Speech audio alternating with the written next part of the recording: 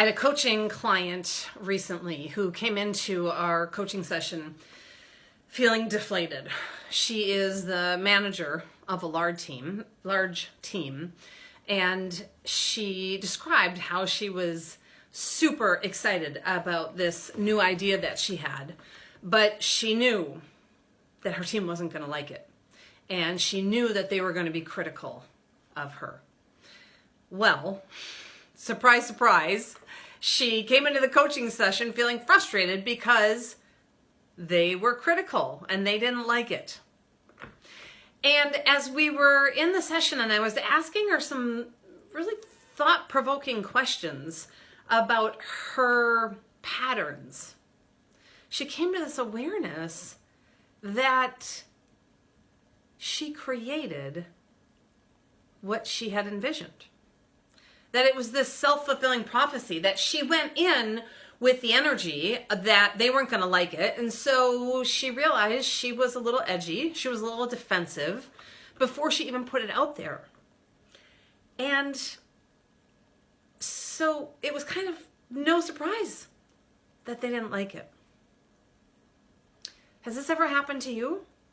Where you have a mindset before you go into a situation and that mindset determines how you show up, which thus determines the outcome? Of course. That's our humanity. I was trained in my undergrad in teaching. I'm certified to teach, or I was certified, I haven't kept it renewed, German K-12 and mathematics 6-12.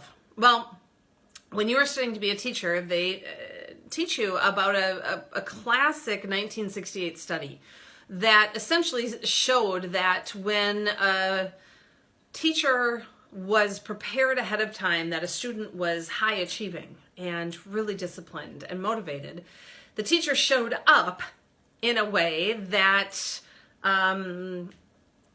treated the student as if she was going to, or he was going to, be high achieving and motivated and engaging.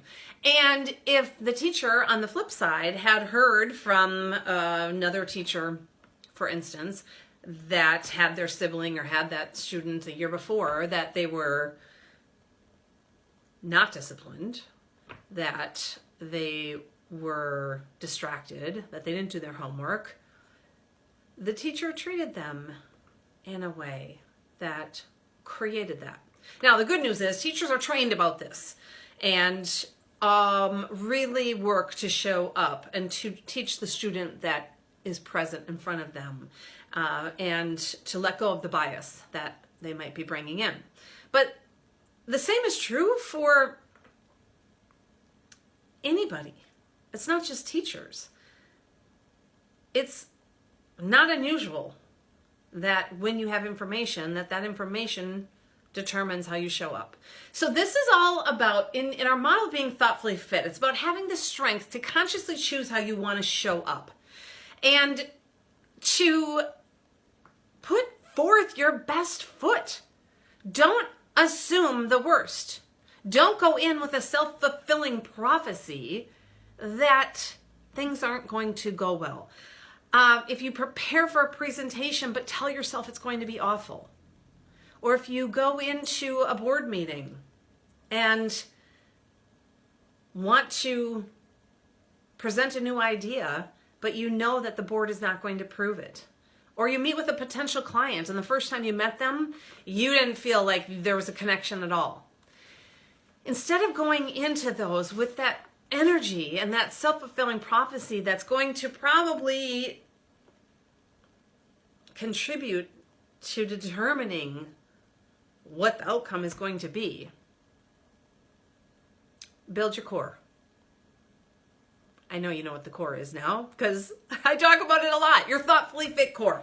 Pause, think, act. So take a moment to pause. Get out of autopilot if that's your default, that you always think the worst and you set yourself up for the worst to happen. And think about, what's the best case scenario? What would it look like if you showed up in a way that you were proud of, and you got the success that you wanted.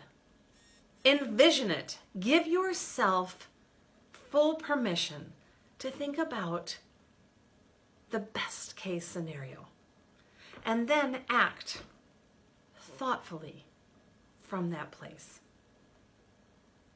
It'll make a big difference.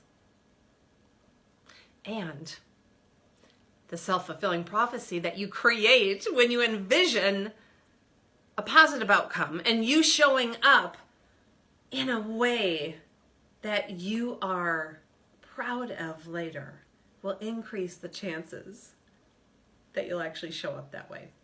So good luck to you. Let me know how it goes. I'm Darcy Loma. Thanks for joining me on our Thoughtfully Fit Thursdays. Take care, everybody.